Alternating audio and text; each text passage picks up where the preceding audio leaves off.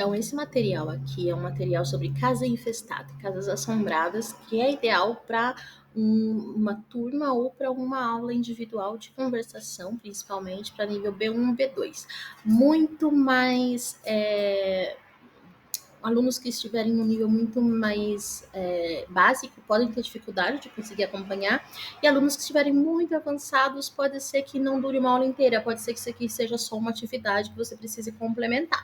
Então, vai ajustando aí. Para mim, funcionou muito bem para alunos do B1, no máximo aí um B2, tá? Então, começa, né, a aula, como que eu começo? Perguntando, né, na domanda inicial, perguntando coisa significa casa infestada, então como que significa isso? O que você entende por uma casa assombrada? O que é, da onde vem? Então, é realmente um primeiro momento de entender o que o estudante, a estudante ou a turma já entende por esse conceito, para começar a pescar o conhecimento que a pessoa já tem daí. Depois disso, a gente faz um trecho de um texto que, se você quiser, você pode trabalhar com o texto completo, mas eu escolhi nas minhas aulas trabalhar só com uma parte. É um texto que se chama Le case infestate maledette d'Italia. Então, tem aí uma explicação no início do texto sobre o que são casas assombradas, né? O que determina uma casa assombrada, quais são as características, e no próprio texto tem algumas histórias, né? Descreve brevemente a história de algumas das casas assombradas mais famosas da Itália. Nas minhas aulas, eu optei por não trabalhar com essas histórias. Até o momento, em nenhuma aula eu cheguei a usar. Porém, dependendo da situação, pode ser que seja interessante trabalhar. Até porque às vezes depois vai ser, uma delas vai ser mencionada, né? A Azzurrina. E pode ser que seja interessante. Então, vai aí de você ler o texto completo, aqui no link que tem embaixo do texto, né? E ver se acha que pode ser interessante ou não. Então, a ideia é discutir, dependendo do nível do aluno ou da turma, dá para trabalhar com bastante coisa relacionada à própria estrutura linguística. Então, por exemplo, aqui eu trabalhei com um aluno, muita coisa, em vários momentos tem a preposição da, né? Então, questi luoghi sono accomunati da un passato che si pensa segnato da una morte tragica. Nel Medioevo le infestazioni potevano derivare dalla mancata sepoltura.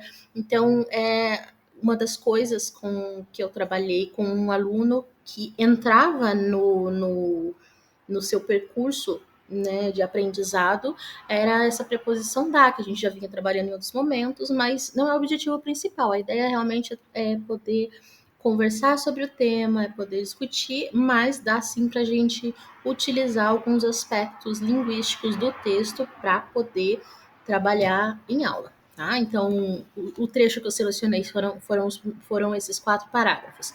Aqui são 2 parágrafos e aqui são mais 2. Separei porque senão fica muito pequeno para conseguir visualizar, né? E aí, depois da pessoa entender qual que é a definição de casa infestada para essa aula, né? Então, o que vai influenciar, o que ele precisa saber para poder entender o tema com que a gente vai trabalhar mais para frente. Aí vem um outro momento de discussão e que a pessoa pode trazer o seu próprio conhecimento para a aula, né? Conoscete qualche leggenda di case infestate? Então, às vezes a pessoa já viu num filme, às vezes, eu morava num lugar que tinha uma casa assim, assim, assada, a pessoa vai contar a história. Se é uma turma, pode ser que seja bem legal, porque vai ter uma troca de experiências, né? Mas mesmo se não for turma, se for aula individual, a pessoa vai trazer uma história. Vários alunos meus acabavam dizendo, não conheço, não sei o que, mas aí, se acontecer, você dá uma instigada, entendeu? Pergunta, mas nenhum filme, nenhuma história, nenhum livro que você já viu, uma série. Então, a ideia é que eles se lembrem da história para conseguir associar com a característica de uma casa infestada, né? De uma casa mal assombrada. O que é, se é parecido com a definição que está aqui nesse texto que a gente acabou de ler, E também para poder comparar com a casa que a gente vai ver mais para frente, que é a Vila Clara. Vila Clara, primeiro tem essa foto bonitinha, né? Bonitinha, ajeitadinha, de dia, etc, etc. Perguntar, eu costumo fazer essa pergunta, né? Essa casa te parece uma casa abandonada? Parece uma casa assombrada para você? Sim ou não? Por quê? O que que te causa essa sensação, né? Ou se você não acha que que ela tem cara de ser assombrada, o que que faria dela uma casa assombrada? Esse tipo de questionamento ajuda a fazer a pessoa falar e também utilizar o vocabulário e as estruturas que acabou de conhecer no texto, certo? E aí a gente vai entrar no trabalho como um episódio de podcast, que é o episódio de um podcast chamado Acufene. Esse podcast é um podcast italiano, Acufene dos Zumbidos, né? Que é de histórias, não necessariamente de assombração, mas histórias um pouco esquisitinhas, sabe? Que causam um calafrio. Então, Acufene tem mais ou menos essa ideia, assim, tipo, dá um zumbido, assim. E o nome desse podcast, desse episódio, desculpa, é Stiamo a Casa. Então, Stiamo a Casa faz referência ao fato de que a condutrice, a podcaster, né, a apresentadora, ela é bolognese e ela fala exatamente de uma casa assombrada de Bolonha, mas também fala da questão da casa, né? Estar em casa, casa assombrada, etc, etc. E aí a gente vai ouvir. A forma como esse ascolto, essa compreensão oral vai se desenvolver vai depender muito do como você conhece esse seu aluno, essa sua aluna ou essa sua turma. Para os meus alunos, eu selecionei dessa maneira, mas você pode ajustar, obviamente, da maneira que acha melhor. Os alunos que são de um nível um pouco mais, digamos, um B1 mais iniciante, que estão ainda se acostumando com um ascolto um pouquinho mais complexo, eu trouxe a transcrição para que eles ouçam um trecho. Então, eles começam, ouve o trecho. Isso aqui, o link está aqui, mas você pode clicar e abrir na outra página. Ou você pode pesquisar mesmo, Acufenes, Termo a Casa, tem o link fácil, né? Aqui eu coloquei o link do Spotify, mas tem link também de outras plataformas de reprodução. Então, você pode, se você quiser, anotar qual que é o trecho, ou você pode ir acompanhando por outra forma, enfim. Acompanha um trecho, depois deixa a pessoa explicar o que ela entendeu, contar o que ela entendeu, e depois escuta uma segunda vez e confere com a transcrição. É assim que eu trabalho com a maioria dos meus alunos. Alguns alunos que são de nível mais avançado, eu não trabalhei com a transcrição, mas os que são de nível um intermediário um pouquinho mais básico, que não estão tão acostumados a ascolto mais complexo como esse, aí eu deixo eles ouvirem uma vez, falam, né, o que entenderam, etc, etc. Depois escuta mais uma vez aquele trecho e assim que termina de ouvir, pode olhar a transcrição. Na verdade, não é bem a transcrição, tá? Tá escrito transcrição, mas na verdade é o copione, é o script. Então tem algumas coisas um pouco diferentes, não é exatamente aquilo que a Federica fala. Algumas partes, sim, é exatamente igual, mas ela apresenta de uma forma um pouco mais natural, então tem vários trechos que ela só seguia pelo copione para poder falar, então nem sempre vai ser exatamente igual. Então é importante deixar isso bem explícito para os alunos para que eles não fiquem muito perdidos, tá? Então, acabou essa parte, escuta mais um trechinho, e vai discutindo tudo da forma como você costuma fazer, né? A discussão de compreensão de escorto, vocabulário. Eu gosto de fazer trecho por trecho, porque para os alunos que não são de um nível muito avançado, é um pouco mais difícil de se lembrar. Então, às vezes, eles entendem, mas acaba tendo tanta informação nova que depois é difícil de lembrar aquilo que eles entenderam. Então, assim, pelo menos a compreensão está mais fresca na memória, né?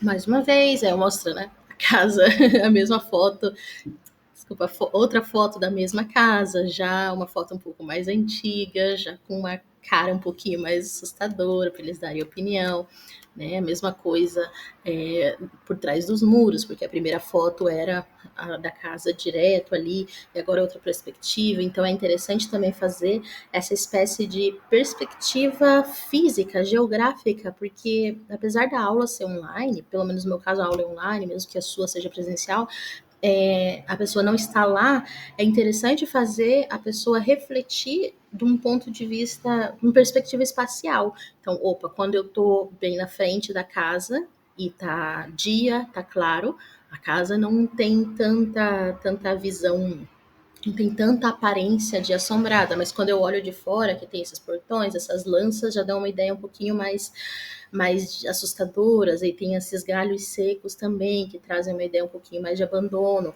A outra foto, que é em preto e branco, já traz um ar um pouco mais assustador. Então, esse tipo de coisa também faz parte da compreensão do estudante que está ali conhecendo a nova cultura, que está conhecendo a nova língua, trabalhar com essas novas perspectivas. É um exercício de novas perspectivas que vai auxiliar também no aprendizado. Então, é uma coisa que, na minha opinião, é intrínseca, não tem como a gente não trabalhar com isso. E às vezes a gente pode fazer isso de uma forma um pouco mais direta, talvez, porque isso a gente está fazendo o tempo inteiro com os alunos no texto, no áudio, etc. Mas quando a gente coloca a pessoa em perspectiva espacial mesmo, né? Talvez seja um exercício um pouquinho mais prático. Enfim. E aí mais um trechinho que eu vou fazendo, né, a pessoa ouvir uma vez, fala o que entendeu, daí ouve de novo e vai continuando. Né? Aqui é interessante porque ela vai descrevendo a casa da maneira como ela ouviu ela ser descrita e depois vai corrigindo, né? Então, c'è una casa, é una villa. Ai muri color carta da zucchero? No, é arancione. Então é interessante levar o estudante a ter essa compreensão dessa entonação. Por que, que ela fala uma coisa e depois fala outra? Não é porque é contraditório, porque ela é contraditória, é porque ela está corrigindo as informações contraditórias e as informações erradas que passaram para ela, né? Aqui também uma coisa que eu acho muito interessante de trabalhar é a questão dos sentimentos, emoções, como ela expressa fisicamente e também internamente o que ela sentia ao conhecer essas histórias. Então, chiedevo io intimorita, que mais, né? Stavo via via impallidendo, settimane di incubi. Então, são expressões que descrevem o estado mental, o estado psicológico dessa pessoa, interna e externamente. Então, é um tipo de vocabulário também interessante de trabalhar, né? Aqui uma foto do interior da casa, porque menciona, né, durante a história da casa, teve um dos donos que gostava de pintar e etc, etc. E mais um trechinho com que eu trabalhei. Depois disso, depois de trabalhar só isso aqui, gente, se você dá aula particular, individual de 1 hora, isso aqui já foi mais da metade da aula, só nesse trecho aqui. Então, contando que tinha mais a parte introdutória e tem mais a parte que vai acontecer depois, vai dar mais ou menos 1 hora, que você pode estender ou você pode diminuir de acordo com os ajustes que você quiser fazer, óbvio. Então, depois que a gente fez essas discussões dos trechos que a pessoa foi ouvindo, a gente foi trabalhando parte por parte de uma forma mais específica, a gente entra em uma outra parte que é de compreensão um pouco mais global. Eu preferi trabalhar assim porque eu queria mesmo trabalhar nesse início, onde tem mais informações ligadas ao vocabulário que a gente já tinha trabalhado no texto sobre o que é uma casa infestada, de onde surgem as lendas, etc, etc. Tem algumas coisas um pouco mais relacionadas ao que a gente já tinha comentado antes, para que depois, quando ela entra na parte da história real mesmo da casa e das coisas que contam sobre a casa, então, por exemplo, porque ela conta no início, né, como que ela conheceu essa história, como que contaram para ela a história dessa casa, da Vila Clara, Mas aí ela vai atrás de realmente responder, ela tenta, né, identificar e responder as perguntas para conseguir entender de onde que veio aquilo. Então, ela conta a história de um ponto de vista mais sobrenatural, porém trazendo também as perspectivas reais, né, as perspectivas históricas, qual que é a real história daquela casa, do que aconteceu e o que é lenda, e o que não se sabe se é lenda, e o que pode ser algo esquisito e o que é só invenção do povo. Então, é uma discussão bem interessante para se trazer. E daí, para isso, vão sobrar mais ou menos uns 8 minutos, né? Depois dessa discussão, sobram mais ou menos aí uns 8 minutos de podcast, 7 minutos mais ou menos, que aí eu deixo a pessoa ouvir inteiro. E eu dou à disposição o Copione, o script, para que ela possa acompanhar mais ou menos, caso seja um nível um pouquinho mais básico. Se o aluno já estiver lá para um B2, um pouquinho mais avançado, aí eu vou vendo, né, qual que é a necessidade, qual que é o aspecto, eu vou vendo qual que é a necessidade e vou vendo qual que é o ritmo, o perfil de cada estudante para saber se eu ofereço ou não esse copione ou script, ou se eu envio só depois, né? Porque depende do aluno que já está um pouco mais avançado, eu mando só depois, se a pessoa quiser olhar e conferir, blá blá blá. Mas para a maioria dos meus alunos eu acabei usando porque a pessoa consegue seguir mais ou menos, não se perde tanto na história. E daí a gente tem algumas perguntas para responder depois juntos, né? Para se lembrar de informações gerais, para conseguir fazer um global, um apanhado global das informações da casa. Então, que era Carlo Cesare Malvasia, qual era o ruolo avuto nella storia della villa, cosa si dice accada quando si cerca di fotografare la lapide commemorativa all'interno della villa, chi è Maria Vittoria, qual è il suo legame com Villa Clara, qual é a origem do nome Villa Clara.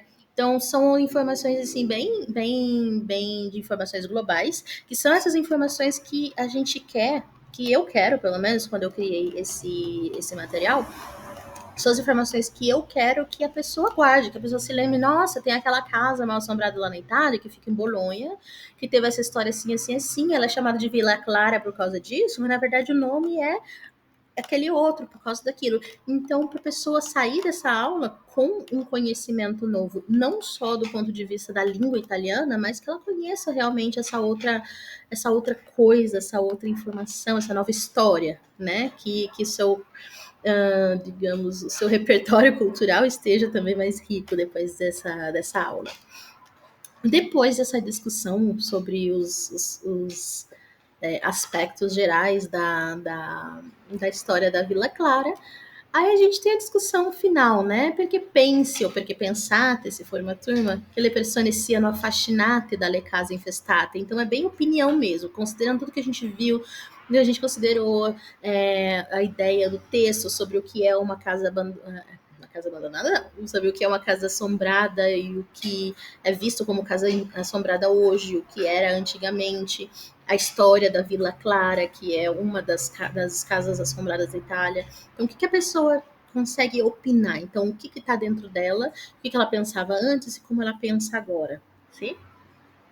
E depois, no final, que pode ser uma atividade feita em aula ou pode ser uma atividade feita para casa, depende do seu tempo e da forma como você prefere trabalhar. Uma atividade de escrita.